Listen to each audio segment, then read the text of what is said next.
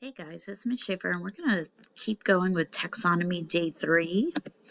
Make sure you get out your chart because we're going to be filling it out today, just like we were yesterday. So we're going to pick up with Kingdom Fungi.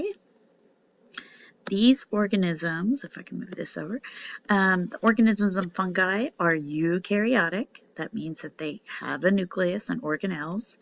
They are mostly multicellular, but sometimes you can find unicellular. They have both asexual and sexual reproducers. They're heterotrophic. They have cell walls. They are infectious. And they're decomposers. So examples would be mushrooms, bread mold, yeast, and athlete's foot. So fungus can be good and bad. So pathogenic fungus is responsible for athlete's foot, ringworm, and thrush. If you have a little brother or sister, they may have gotten thrush before.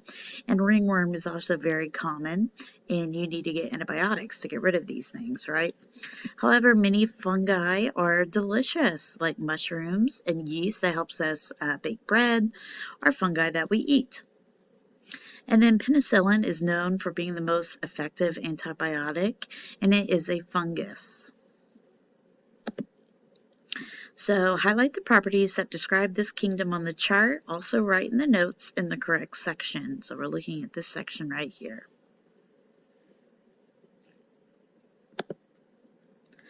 Next kingdom is Kingdom Plantae. Organisms in the Plantae are eukaryotic, so they have a nucleus and organelles. They're multicellular.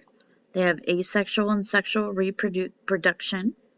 They are autotrophic. They have a cell wall, so it's around the cell membrane. And examples are trees, grasses, flowering plants, and ferns.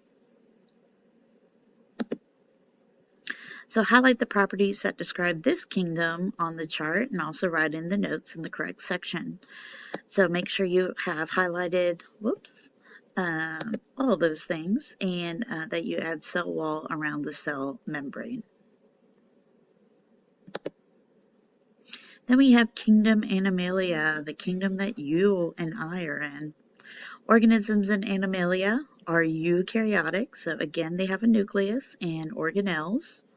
They're multicellular, sexual reproducers, heterotrophic, no cell wall, and examples are the sponge that grow in the ocean, insects, jellyfish, humans, dogs, snakes, and many other examples. You're going to highlight the properties that describe this kingdom on the chart and also write in the notes in the correct section. So you're filling in this row. So sponge, jellyfish, humans, dogs, snakes, etc. You do not want to lose this chart. You will need these notes as we go through our unit, and you have some assignments coming up that you will need. This chart will make it a lot easier.